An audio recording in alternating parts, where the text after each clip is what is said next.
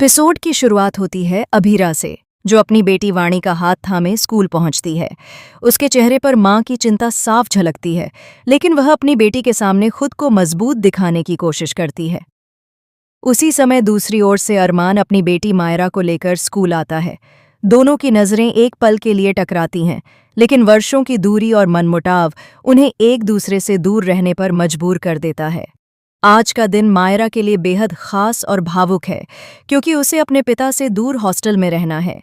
इसी कारण अरमान ने पिछली रात भर काम किया, ताकि मायरा के जाने से पहले वह अपने सारे अधूरे काम निपटा सके और पूरा समय अपनी बेटी को दे सके। लेकिन इस बीच मेहर उससे नाराज हो जाती है।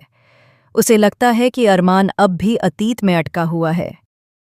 गुस्से में अरमान मेहर को कह देता है कि वह शादी न करे।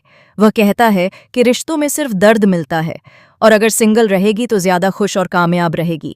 यह बात मेहर को भीतर तक आहत कर देती है, क्योंकि उसे एहसास होता है कि अरमान का दिल अब भी कहीं और अटका है। उधर स्कूल के गेट पर मायरा अपने पिता का हाथ कसकर पकड़े खड़ी है। वह मजबूत बनने की कोशिश करती है, लेकिन उसकी आंखों में डर और उदासी साफ झलकती है। उसी समय वाणी भी अपनी मां का हाथ छोड़ते हुए मुस्कुराने का नाटक करती है। वाणी अपनी मां की भावनाओं को भली भांति समझती है। वह जानती है कि अगर अभीरा को यह पता चल गया कि वह अंदर से घबराई हुई है, तो उसकी मां टूट जाएगी। इसलिए वह भगवान से प्रार्थना करती है कि उसे एक ऐसी दोस्त मिले जो उसकी मां की तरह समझदार, स्नेही और हिम्मत देने वाली हो। दिलचस्प बात यह है कि मायरा भी घर से निकलते वक्त यही दुआ मांगती है।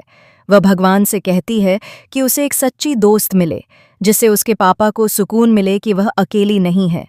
मायरा मानती है कि पोदार फैमिली और पोदार हाउस ही उसकी पूरी दुनिया है। वह डरती है कि अगर हॉस्टल में अकेलेपन ने उसे घेर लिया तो वह खुद को संभाल नहीं पाएगी। इसलिए वह चाहती है कि उसे कोई ऐसा मिले जिससे वह अपने दिल की हर बात कह सके, वो बातें भी जो वह अपने पापा से नहीं कह पाती।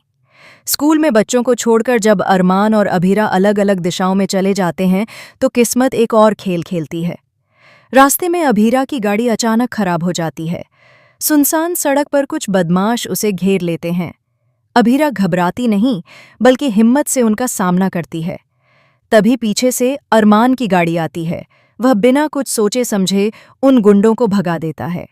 एक पल के लिए दोनों की आंखें मिलती हैं। उस नज़र में शिकायत भी है, अपनापन भी और अधूरा प्यार भी। लेकिन अभीरा बिना कुछ कहे वहां से चली जाती है। अरमान भी उसे रोक नहीं पाता। इधर स्कूल के अंदर कहानी एक नया मोड़ लेती है। वाणी और मायरा की पहली मुलाकात किसी दोस्ती की शुरुआत नहीं, बल्कि एक तकरार से होती है। दोनों एक दूसरे पर तंज कसती हैं। मायरा को यह पसंद नहीं आता कि वाणी बार बार अपनी मां का जिक्र करे।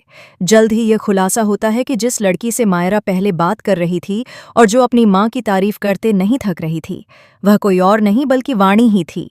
मायरा चिढ़कर वाणी को उल्टा सीधा कह देती है, लेकिन वाणी भी अपनी मां की तरह तेज तर्रार और आत्मसम्मानी है। वह मायरा को करारा जवाब देती है और साफ कर देती है कि वह किसी से कम नहीं है। दोनों की यह पहली भिड़ंत स्कूल में चर्चा का विषय बन जाती है। हालांकि कहानी यहीं खत्म नहीं होती। यही पहली तकरार आगे चलकर गहरी दोस्ती की नींव बनेगी। दोनों को एहसास होगा कि उनकी सोच, उनके डर और उनकी इच्छाएं कितनी मिलती जुलती हैं। लेकिन असली तूफान तब आएगा जब उन्हें यह सच पता चलेगा कि वे उन्हीं दो लोगों की बेटियां हैं जो एक दूसरे का चेहरा तक नहीं देखना चाहते। क्या उनकी दोस्ती अपने माता पिता की दुश्मनी की भेंट चढ़ जाएगी? क्या वाणी और मायरा अपने मासूम रिश्ते को बचा पाएंगी? क्या अरमान और अभीरा अपनी बेटियों की खातिर पुराने गिले शिकवे भुला पाएंगे? और सबसे बड़ा सवाल, क्या अधूरा प्यार फिर से मुकम्मल होगा, या इस बार कहानी सचमुच एक दर्दनाक मोड़ पर खत्म हो?